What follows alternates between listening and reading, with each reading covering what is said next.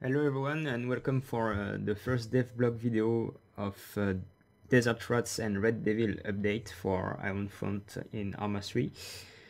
Today it's not going to be about desert but about something much more wet, the ships. So as you can see directly, we have two new ships, the landing craft Assault.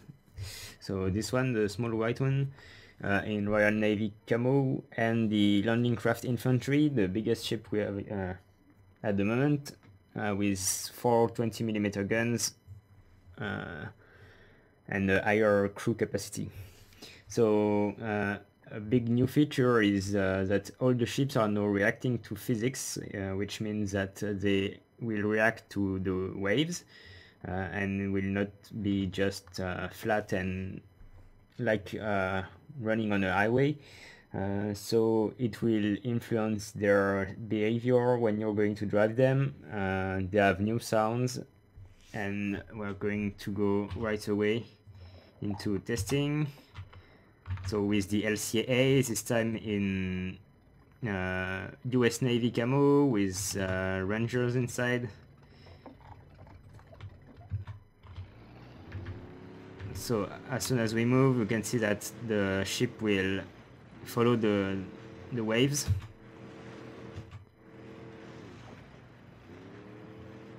So I set the waves at the maximum force here, and going to the north is always harder than going south. So this is the maximum effect you will have once inside. So it makes the ship a bit harder to control, much harder to shoot if you have onboard weapons, and also it will maybe make your cargo a bit seasick, hopefully, for more immersion into the mission. So you see, when I get to the beach, it's much less wavy.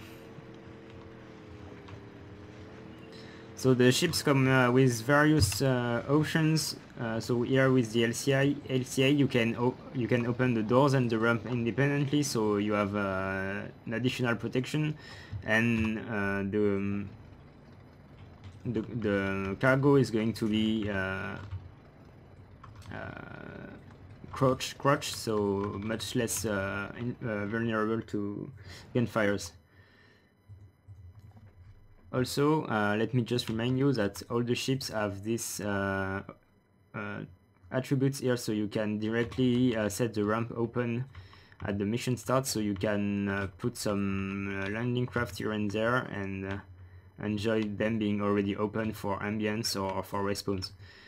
Be also aware that the LCM3 has a vehicle-in-vehicle capacity with a nice video glitch sponsored by Arma 3 engine, but yeah, you can basically carry vehicles inside.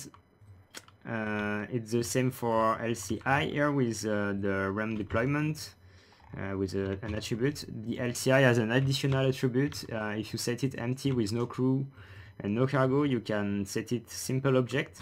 It will make it static, indestructible, not enterable, deployed ramps, and it's less consuming for computers. It will make it less likely to cause geometry problems and collision deaths in case you want to use it as a respawn. So we're going to play the LCI right now. The LCI is the most powerful ship in the fleet. It goes up to 28 kilometers per hour. It has 4 Oerlikon cannons that I'm going to demonstrate before I drive it. So here I am on, let's go to the bows gunner. Okay, here I am at the front gun of the ship. And so it has the anti-air capacity with 2 kilometers self-destruction rounds and classic AP rounds.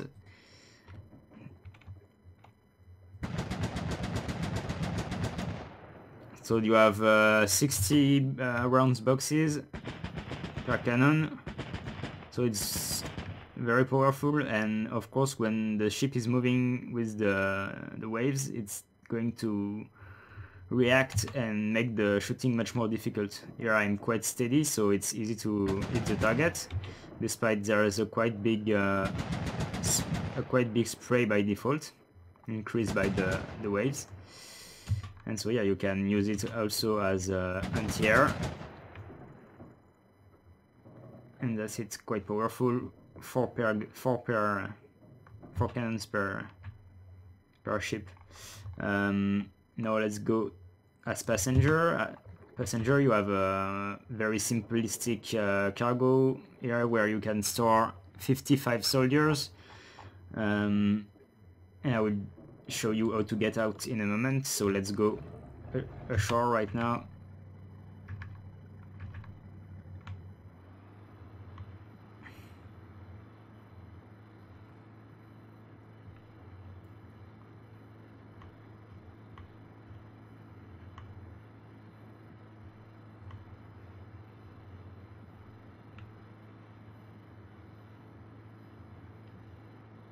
So it's the fastest boat, but the maneuverability is quite low. And the visibility as driver is low as well. Okay, here we hit the beach. Be aware that all ships have new sound. They will have torsion sounds, new engine sounds, etc. So now I'm going to open the ramps, and simply press open ramp, and you can see that it's going to deploy and be lowered right there. And so once I'm here, if I am as a passenger here, the ship, you will have the order to get out. So here I get out, and here I'm automatically put here in this space here where I can crouch and I'm protected from gunfire. So it's quite interesting, and you can choose here whether if you want to go to the left or to the right, depending on where the enemy fire is coming. So you can see that the boat is going a bit backward, but it's not much dangerous for me as long as I don't run into the walls. I can still move on the ship, and I can really move all around it. Go to the stern, go to the bow.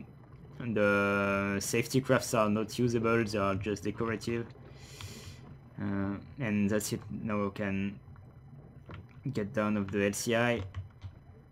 And here, oh, it's quite realistic. We are in very high water, and don't bring in too heavy gear if you don't want to draw. The specificity here is that the driver has to get in from this position. It will allow you to get in even if the ramps are not lowered. And if you are a passenger or a crew member, so gunner, you will be I'm going to hit the mine.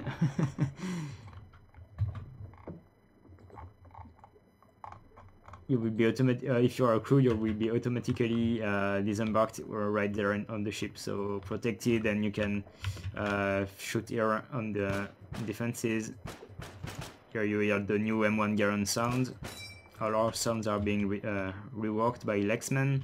All weapons, cannons, planes, boats. So quite a lot of stuff to show you in the future devblog.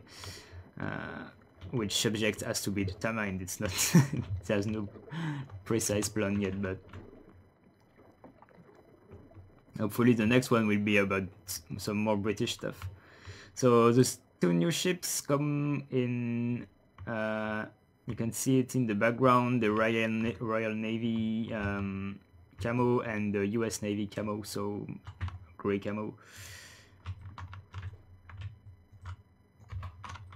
Here for the Royal Navy. So that's it for today, guys. I hope you enjoyed it. So not more concerning the ships. They are done, ready to go, and I hope it will bring some more immersion and fun to your D-Day missions after the next Desert Rats and Red Devils update. See you guys. Thanks for watching.